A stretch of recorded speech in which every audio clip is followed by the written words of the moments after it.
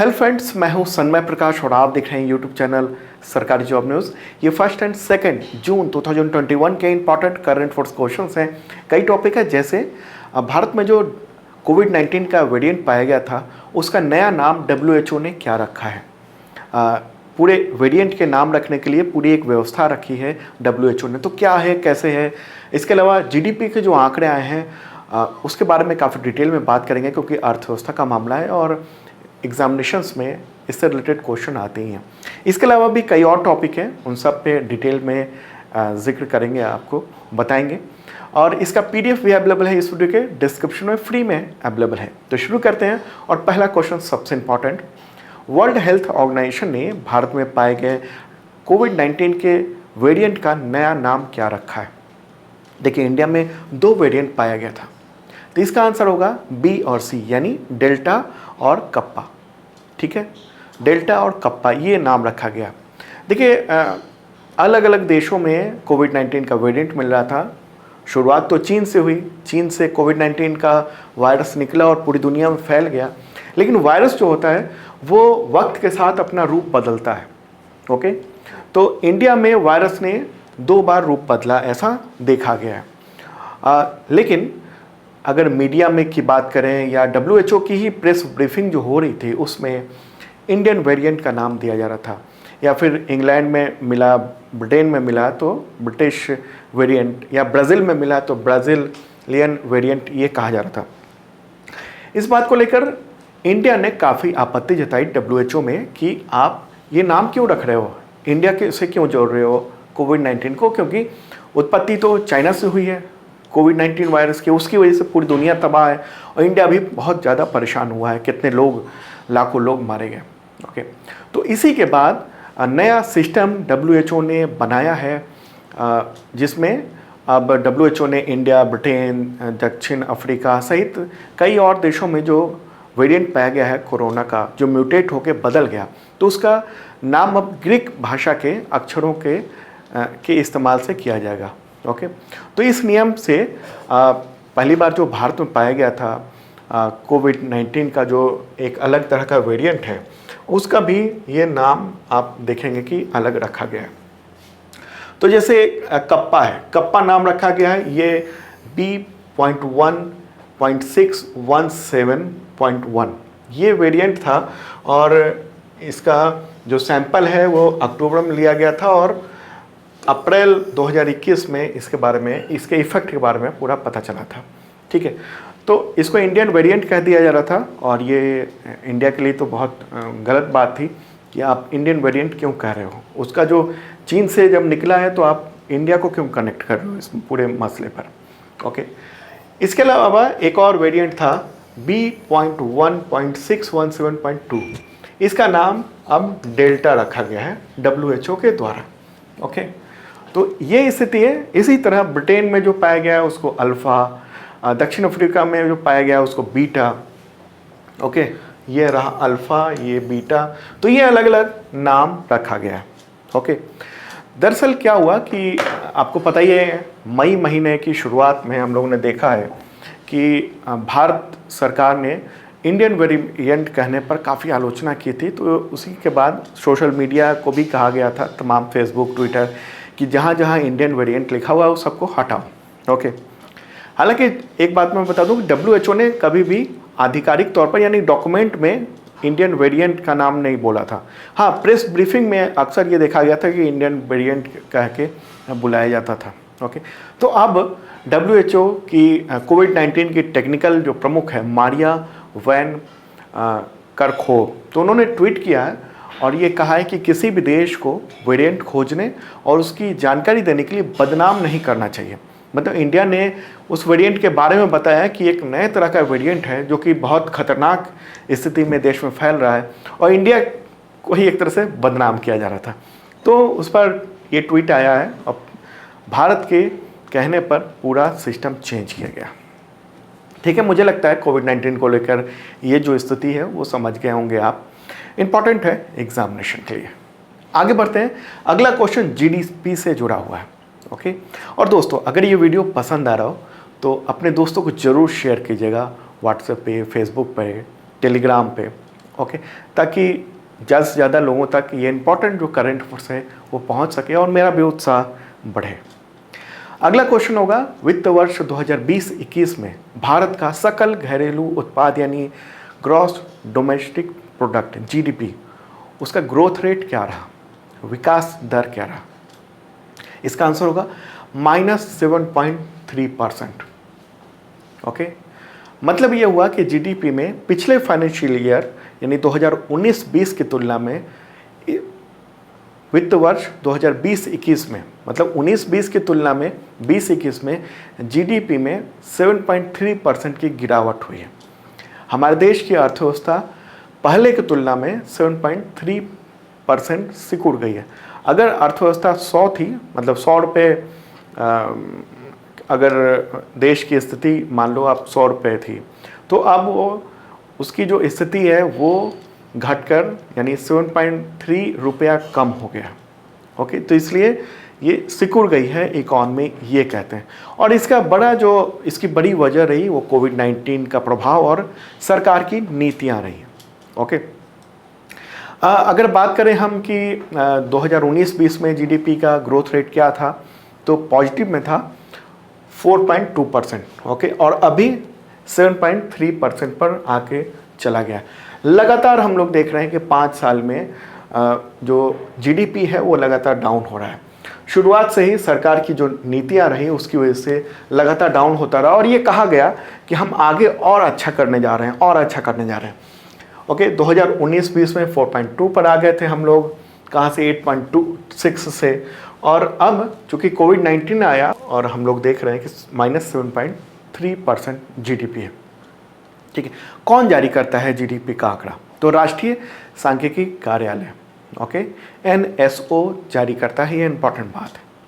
तो क्या है जीडीपी? जीडीपी क्या है? सकल घरेलू उत्पाद किसी एक साल में देश में पैदा होने वाले सामान और वैल्यू, जो टोटल सामानों का वैल्यू है, सेवाओं का वैल्यू, उसी से रिलेटेड ये पूरा सिस्टम है। ओके, और जीडीपी किसी भी देश के आर्थिक विकास यानी इकोनॉमिक डेवलपमेंट का सबसे बड़ा पैमाना माना जाता है मापने का।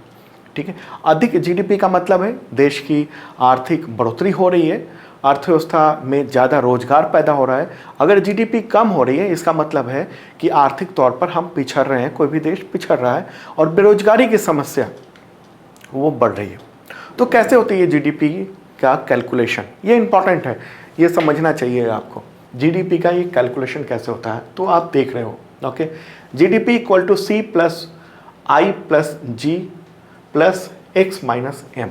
क्या क्या है? तो C मतलब कंज्यूमर एक्सपेंसेस, I मतलब इंडस्ट्री इन्वेस्टमेंट और G मतलब गवर्नमेंट एक्सपेंडिचर। मतलब कंज्यूमर एक्सपेंसेस मतलब आप या हम जो हम खर्च कर रहे हैं, कोई सामान खरीद रहे हैं, वो कितना खर्च कर रहे हैं, तमाम पूरे देश के लोग। इंडस्ट्री इन्वेस्टमेंट का मतलब कि उद्योग में कितना इन्वेस्ट हो रहा है। ओके, और गवर्नमेंट एक्सपेंडिचर मतलब सरकार कितना खर्च कर रही है अलग अलग सर्विसेज में, अलग अलग सुविधाओं में, उन सब में क्या खर्च कर रही है। ओके, और इसके अलावा X - M यानी X एक्सपोर्ट हुआ और M इम्पोर्ट हुआ। तो एक्सपोर्ट और इम्पोर्ट उसको कैलकुलेट कर लिया जाता है। ठीक है, एक्सपोर्ट माइनस इम्पोर्ट, तो जो निकलता है वो होता है जीडीपी, ग्रॉस डोमेस्टिक प्रोडक्ट।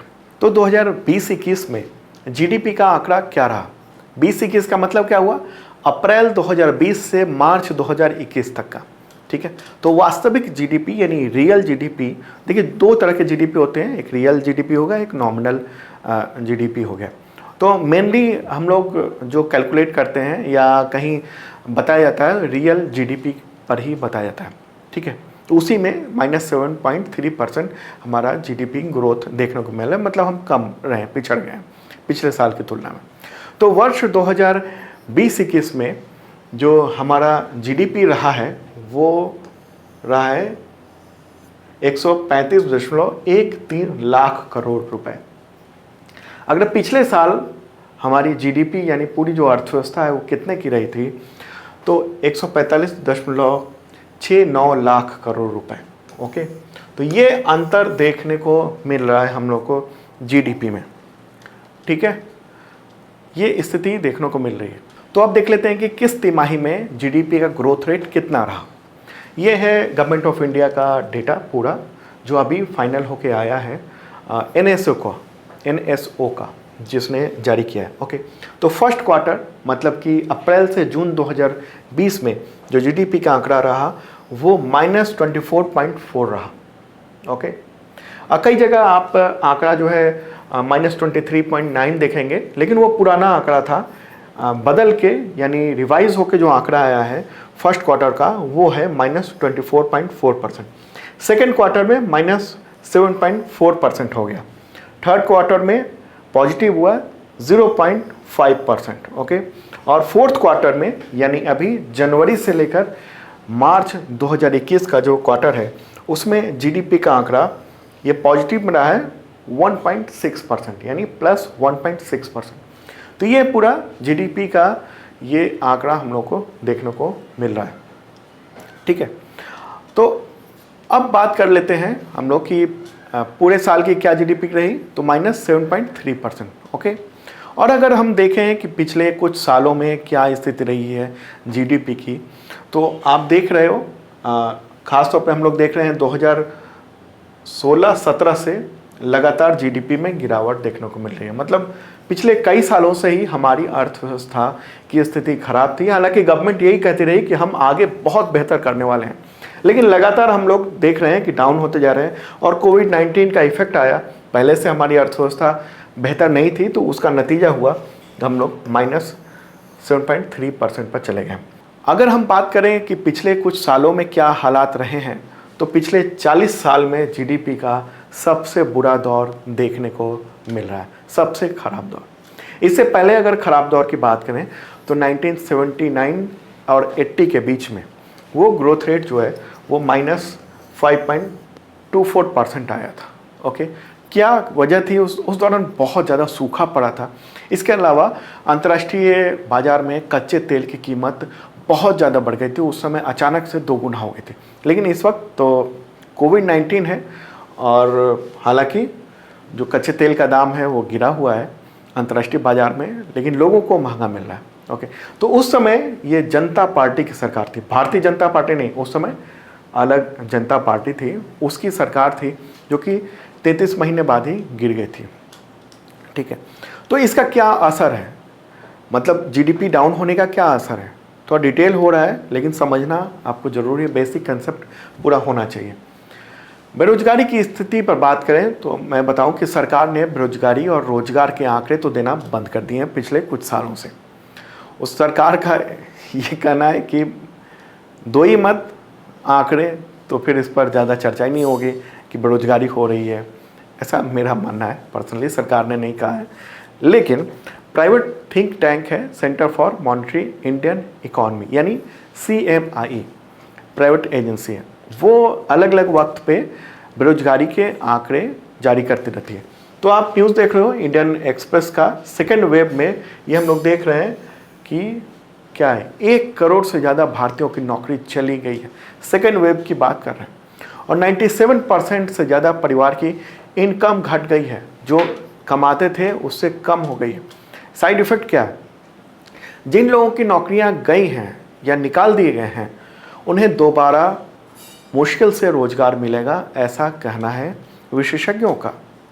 असंगठित क्षेत्र जो हैं उनमें नौकरियां जल्दी तो मिलेंगी। असंगठित क्षेत्र किसको कहते हैं? जैसे कि कंस्ट्रक्शन वर्क हो गया, जहां पर कोई संगठित नहीं है वर्क फोर्स। ओके, लेकिन अगर क्वालिटी जॉब की बात करें, जो ऑफिसेज में बैठ के काम करते हैं, और संगठित क्षेत्र की बात करें तो वहाँ पर रोजगार के अवसर बनने में 1 साल का वक्त लगेगा। यानी जो पढ़े लिखे लोग हैं उनको अपनी नौकरी पाने में दोबारा बहुत मुश्किल होंगी। इकॉनमी खुलेगी, इससे बेरोजगारी की समस्या थोड़ा सुलझेगी, लेकिन पूरी तरह खत्म आगे आने वाले कुछ साल में नहीं होगी। सरकार को बहुत मेहनत करनी पड़ेगी।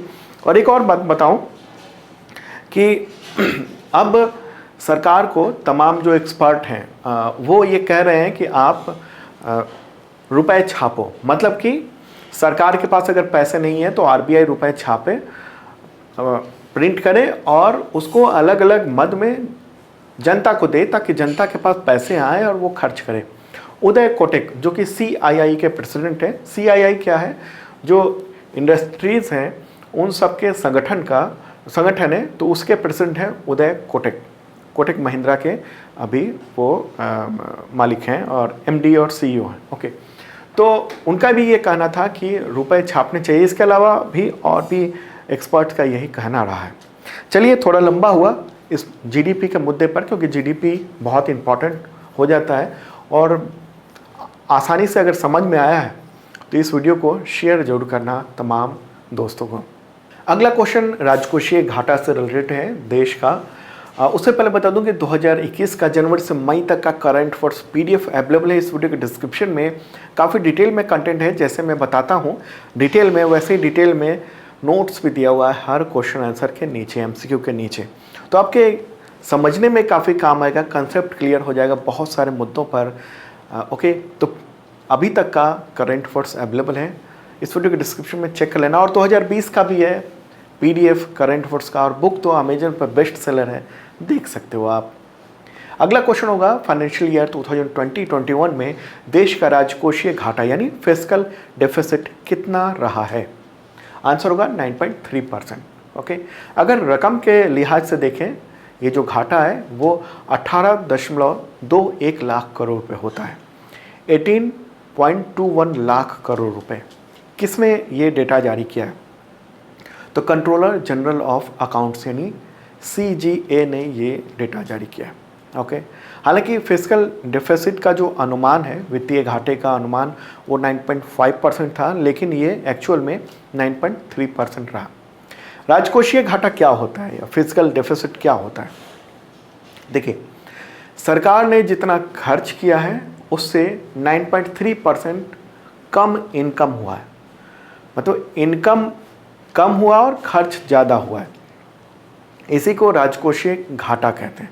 ओके, तो 9.3% जो इनकम कम हुआ उसकी भरपाई कहाँ से हुई? तो कहीं से हमने कर्ज लिया या बॉन्ड जारी किया, तो इन सब से ये इनकम हुआ जिसको बाद में चुकाना है, तो ये नुकसान है। आगे बढ़ते हैं, अगला क्वेश्चन लेते हैं। ब्रिक्स देशों के विदेश मंत्रियों की वीडियो कॉन्फ्रेंसिंग के जरिए मीटिंग हुई है 1 जून को, तो इसकी अध्यक्षता किसने की? आंसर होगा S जयशंकर। अगर कोई मेरा वीडियो करंट अफेयर्स का लगातार देखता है तो उसे ये पता होगा कि भारत इस वक्त ब्रिक्स देशों का अध्यक्ष है। ओके, ब्रिक्स मतलब ब्राज़ील, रसिया, इंडिया, चाइना, साउथ अफ्रीका। तो इन देशों के जो विदेश मंत्रियों की मीटिंग है वो हुई वीडियो कॉन्फ्रेंसिंग के थ्रू। और अध्यक्षता कौन करता है? जो उस ईयर में अध्यक्ष होता है, यानी ब्रिक्स का अध्यक्ष अभी भारत है। और अगर विदेश मंत्रियों की मीटिंग हो गई तो भारत के विदेश मंत्री उसमें यानी S जयशंकर जो है वो अध्यक्षता करेंगे। ओके, मीटिंग का जो मुद्दा था आप देख रहे हो, ये मीटिंग हुई है, न्यूज़ भी है, ANI ने जारी की है, न्यूज़ एजेंसी है ANI। तो मीटिंग का मुद्दा कोविड-19 महामारी और उससे पैदा हुए हालात रहे हैं। हालांकि इसके अलावा डेवलपमेंट और आतंकवाद से निपटने के मुद्दे पर भी चर्चा हुई है। ओके, इसके बारे में और डिटेल आना बाकी है। जब तक मैं ये वीडियो कंटेंट तैयार कर रहा था तब तक बहुत ज़्यादा इन्फॉर्मेशन इससे नहीं आई थी, तो अगर कुछ स्पेशल है तो अगले वीडियो में मैं इसके बारे में और दे दूँगा। आगे बढ़ते हैं, अगला क्वेश्चन है विश्व तंबाकू निषेध दिवस यानी वर्ल्ड नो टोबैको डे कब मनाया जाता है? आंसर होगा 31 मई। देखिए, तंबाकू के इस्तेमाल से होने वाले जो नुकसान है, ख़ासतौर पर जो कैंसर होता है, उसके प्रति सचेत करने के लिए ये दिवस मनाया जाता है। 1987 में WHO ने यानी वर्ल्ड हेल्थ ऑर्गेनाइजेशन ने ये प्रस्ताव पारित किया था, जिसमें इसको विश्व धूम्रपान निषेध दिवस के रूप में ये घोषित किया गया था। ओके, हालांकि पहले तो 7 अप्रैल को दिवस घोषित करने का फैसला हुआ था, लेकिन बाद में इसको 31 मई कर दिया गया था। ओके, तो 31 मई को ये दिवस मनाया जाता है। और 2021 के थीम क्या है? तो तंबाकू छोड़ने के लिए प्रतिबद्ध, कमिट टू क्विट टोबैको। अगला क्वेश्चन, खेल मंत्रालय ने प्रतिभाओं को निखारने के लिए कितने राज्यों में नए 143 खेलो इंडिया केंद्र खोलने का प्रस्ताव रखा या फैसला किया, फैसला हो ही गया है? इसका आंसर होगा 7 राज्य। ओके, 7 स्टेट्स में खोले जाएंगे और इस पर 14.3 करोड़ रुपए का खर्च आएगा। और इन केंद्रों को महाराष्ट्र, मिजोरम, गोवा, कर्नाटक, मध्य प्रदेश, अरुणाचल प्रदेश और मणिपुर में स्थापित किए जाएंगे। खेल मंत्री कौन है? किरेन रिजिजू।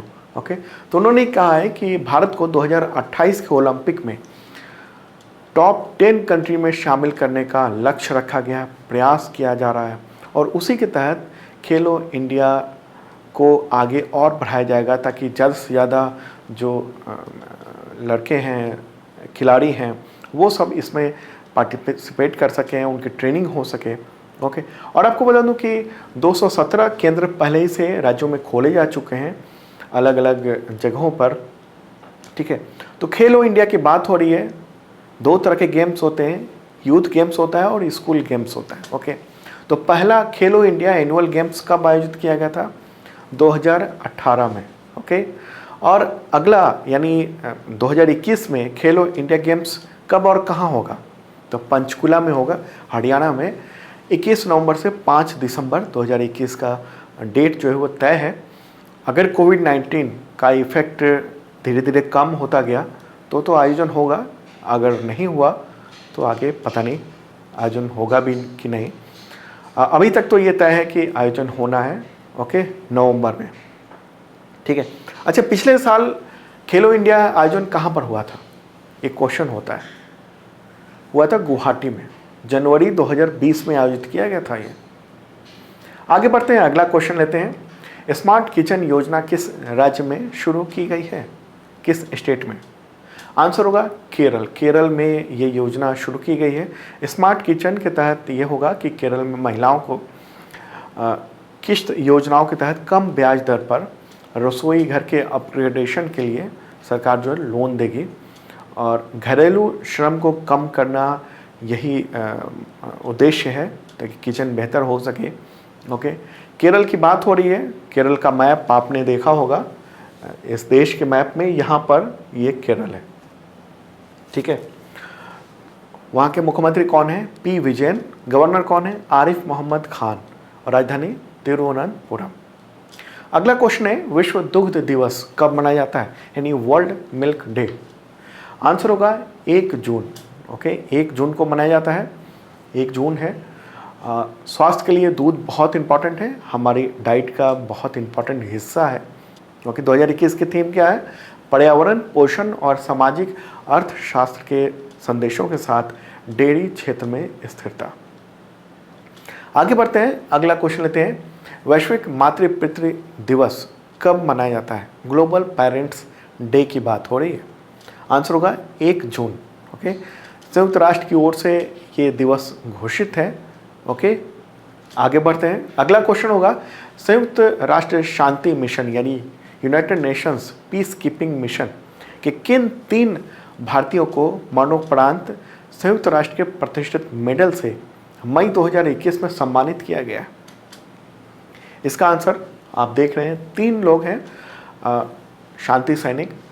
उनका नाम है corporal Yuvraj Singh, Ivan Michael Picardo और मूलचंद यादव। ठीक है, तो इनको सम्मानित किया गया मरणोपरांत। संयुक्त राष्ट्र के जो शांति मिशन है, पीस कीपिंग फोर्स है, और उसी में सर्विस के दौरान पिछले साल 2020 में इन तीनों की ने अपनी जान की कुर्बानी दी थी। अलग अलग देशों में शांति के लिए अभियान चलाए जाते हैं संयुक्त राष्ट्र के द्वारा, तो उन्हीं के अदम्य वीरता और बलिदान के लिए ये सम्मान दिया गया। दुनिया भर के 129 सैनिकों, पुलिसकर्मियों और असैन्य नागरिकों को सम्मानित किया गया, तो उनमें से 3 ये भारतीय थे। तो इन तीनों के बलिदान को याद किया गया है और उसको सम्मान दिया गया है। आगे बढ़ते हैं, अगला क्वेश्चन है, ब्रॉडकास्टर्स के शीर्ष निकाय है, संगठन है इंडियन ब्रॉडकास्टिंग फाउंडेशन यानी IBF, तो उसने अपना नाम बदल के क्या रख दिया है? नया नाम क्या है? आंसर होगा Indian broadcasting and digital foundation यानी IBDF। ओके, एसोसिएशन ने अपना दायरा बढ़ाया है और अब सभी डिजिटल प्लेटफॉर्म जो हैं OTT प्लेटफॉर्म यानी जो आप हॉटस्टार ऐप देखते होंगे, नेटफ्लिक्स देखते होंगे, वो सब, तो over the top full form है OTT का। तो उसी को एक ही संगठन के अंतर्गत लाने के लिए ये किया गया है। और आपको पता होगा कि 25 फरवरी को इंडियन गवर्नमेंट ने एक नोटिफिकेशन भी जारी किया था, इन OTT प्लेटफॉर्म्स के लिए गाइडलाइन जारी की थी, एथिक्स कोड जारी किया था। तो उसके अनुसार अब इन जो ये सब प्लेटफॉर्म हैं उन सबको सेल्फ रेगुलेटरी बॉडी भी बनाना है। तो अब इस संगठन ने ये तय किया है कि वो खुद को सेल्फ रेगुलेटरी बॉडी भी बना लेगा और उसको उसी तरीके से प्रोजेक्ट करेगा। ओके, IBF के प्रेसिडेंट कौन है? जो देखिए अभी तो नाम बदल गया है IBDF, तो उसके प्रेसिडेंट कौन है? के माधवन। ओके, और चेयरपर्सन कौन है? Retired justice Geeta Mittal. Okay, IBDF। अगला क्वेश्चन लेते हैं, गोवा राज्य गठन दिवस कब मनाया जाता है? किस दिन? आंसर होगा 30 मई। ओके, 30 मई को। देखिए गोवा जो है वो पुर्तगालियों के कंट्रोल में था, बाकी हिस्सा ज़्यादातर भारत का हिस्सा वो ब्रिटिश कंट्रोल में था, यानी अंग्रेज शासन कर रहे थे, लेकिन गोवा पर पुर्तगाली शासन कर रहे थे। पुर्तगाल जो देश है वो शासन कर रहा था। तो 15 अगस्त 1947 को ब्रिटेन ने भारत को आज़ाद कर दिया, घोषित कर दिया, आज़ाद भारत बन गया था 15 अगस्त 1947 को। लेकिन उसके बाद भी पुर्तगालियों ने गोवा नहीं छोड़ा था। तो भारत सरकार ने कहा कि आप पुर्तगाल छोड़ दो क्योंकि ये तो भारत का हिस्सा है, लेकिन पुर्तगालियों ने इनकार कर दिया था। इसके बाद वहाँ के लोगों ने पुर्तगालियों का विरोध किया और फिर कुछ वक्त बाद आप देखिए 1947 में आज़ादी मिली और 1961 में ऐसी परिस्थिति बनी कि वहाँ के लोगों ने विद्रोह किया पुर्तगालियों के विरोध में, और फिर भारत सरकार ने ऑपरेशन विजय शुरू किया। ओके, दमन दीव द्वीपों इसके अलावा गोवा को भारत की मुख्य भूमि के साथ जोड़ा गया था। ठीक है, पब्लिक ने तो भारत का साथ दिया वहाँ की, इसके अलावा भारत सरकार ने पुलिस कार्रवाई भी की, सेना भी भेजी और उस तरह से पुर्तगालियों को खदेड़ दिया गया गोवा से। उसी के बाद 30 मई 1987 को यानी 1987 को गोवा जो है भारतीय संघ में पूर्ण राज्य का दर्जा मिला उसको, और दमन दीव जो था उसको केंद्र शासित प्रदेश बने रहे वो। ओके, तो वो गोवा की बात हो रही है। गोवा की राजधानी क्या है? पणजी। ओके, मुख्यमंत्री कौन है? प्रमोद सावंत। राजभाषा क्या है? कोंकणी गोवा। गवर्नर कौन है? तो भगत सिंह कोश्यारी है। वो दूसरे और किस राज्य के गवर्नर हैं? तो महाराष्ट्र के भी गवर्नर हैं वो, भगत सिंह कोश्यारी। अगला क्वेश्चन लेते हैं, एशियाई मुक्केबाजी महिला चैंपियनशिप 2021 जो अभी चल रहा है, तो उसमें 51 किलोग्राम भार वर्ग में किस खिलाड़ी ने सिल्वर मेडल जीता है? आंसर होगा MC Mary Kom. Okay, MC Mary Kom ने ये जीता है अवार्ड, ये सिल्वर है। ओके, अभी चैंपियनशिप चल रही है तो अलग अलग लोग, कुछ ने गोल्ड भी अभी जीता है। अगर आज की बात करें तो चूँकि ये कंटेंट कुछ देर पहले मैंने बनाया था तो उस वक्त तक डेटा नहीं था, लेकिन अब आ गया है। तो अगले वीडियो में मैं पूरा डिटेल भी दे दूंगा कि इस चैंपियनशिप में इंडिया के किन किन लोगों ने गोल्ड, सिल्वर और दूसरे ब्रॉन्ज मेडल जीते हैं। ठीक है, तो सिल्वर जीता है MC मैरी कॉम ने। कितना? 51 किलोग्राम भार वर्ग में 30 मई को ये जीता है। ओके, मई में ये आयोजित हो रहा है। कहाँ पर हो रहा है? UAE यानी दुबई में ये चैंपियनशिप चल रहा है। ओके, आगे बढ़ते हैं, अगला क्वेश्चन लेते हैं। UEFA यानी European football association championship league का खिताब किस टीम के नाम रहा? कौन सा क्लब है जिसने जीत लिया है इनमें से? आंसर होगा English club Chelsea. Okay, Chelsea ये क्लब लंदन में स्थित है ये क्लब, और इसने दूसरी बार ये खिताब अपने नाम किया है। Okay, football. आगे बढ़ते हैं, अगला क्वेश्चन लेते हैं, हिंदी पत्रकारिता दिवस कब मनाया जाता है? आंसर होगा इसका 30 मई। ओके, हिंदी भाषा में उदंत मादंत नामक एक पहला समाचार पत्र था जो कि 30 मई 1926 को कलकत्ता से ये प्रकाशित हुआ था, उदंड मार्तंड। ओके, तो इसलिए इस दिन को हिंदी पत्रकारिता दिवस के रूप में मनाया जाता है। ओके, तो दोस्तों ये था इंपॉर्टेंट करंट अफेयर्स। कैसा लगा कमेंट बॉक्स में ज़रूर बताना। ओके, पीडीएफ मेरे बगल में आ गया है, तो डाउनलोड लिंक है, क्लिक कीजिए और डाउनलोड कर लीजिए। वैसे इस वीडियो के डिस्क्रिप्शन में और भी पीडीएफ हैं, वहाँ आप ले सकते हैं, जनवरी से मई तक का और 2020 का भी। ओके।